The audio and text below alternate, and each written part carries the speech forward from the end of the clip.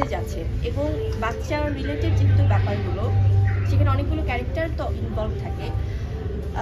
আমরা আশেপাশে এখন দেখছি যে এত নৃশংস কিছু ঘটনা ঘটছে যেখান থেকে কিন্তু আমরা নিজেরাই খুব সিক ফিল করি, যে আসলে তখন মনে হয় যে এখনই প্রতিবাদ করব বা এখনই আমরা এটার বিরুদ্ধে কোনো স্টেপ নিব। সো আমার মনে হয় জঙ্গলি দেখলে অনেক কিছু বিষয় আসলে সবাই বাবা মা হিসেবেও যেমন অনেক সচেতন হবে, আশেপাশের অনেক বিষয় আসলে তারা অনেক কিছু আমার মনে হয় যে রিয়েলাইজ করতে পারবে। সো এটি তেমন একটি সিনেমা। নরিতা যিনি আছেন উনি এখন কি করছেন এবং ওনাকে নিয়ে আপনারা আবার ভবিষ্যৎ কোনো প্ল্যান আছে কি?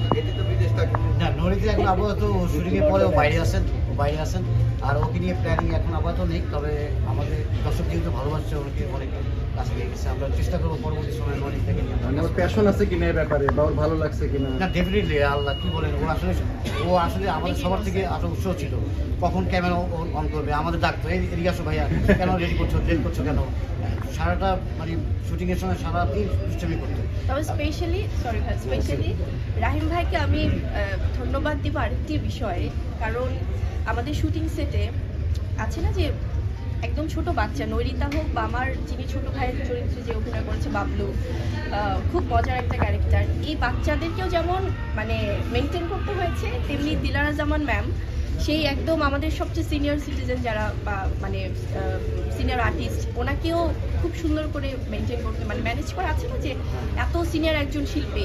সো এটা কিন্তু খুবই ডিফিকাল্ট ছিল এবং আমাদের অভিভাবক আমাদের এত সুন্দর করে যে ডিস্ট্রিবিউশনের দায়িত্বে আছেন এবং আমাদের সব কিছু দেখছেন, পুরো জঙ্গলি টিমটাই আসলে আমার মনে হয় যে এটা তো একটা টিম ওয়ার্ক, একটা সিনেমা তো আসলে টিম ছাড়া পসিবল হয় না। সো আপনাদের মাধ্যমে আসলে ধন্যবাদটা তো আমাদের কখনো ফর্মালি অফিসিয়ালি জানানো হয় না, যেহেতু আমরাই একটা পরিবার, কিন্তু আপনাদের যখন সামনাসামনি হয় তখন সুযোগটা হয়। So thank you. এবারে দিনে একটা বিষয় দেখছি মানে লক্ষণীয়, যেটা হচ্ছে যে প্রত্যেকটা সিনেমায় হচ্ছে বেশ ভালো যাচ্ছে এবং প্রত্যেকটা সিনেমার কলাকুশলী থেকে সবাইকে হচ্ছে অভিনন্দন জানাচ্ছে এবং দর্শকদের মধ্যে বিশেষ করে আমি বলি যে শাকিব ভাইয়ের একটা বড় ফ্যান আছে, তারাও হচ্ছে সব কয়টা সিনেমাকেই সাধুবাদ জানাচ্ছে।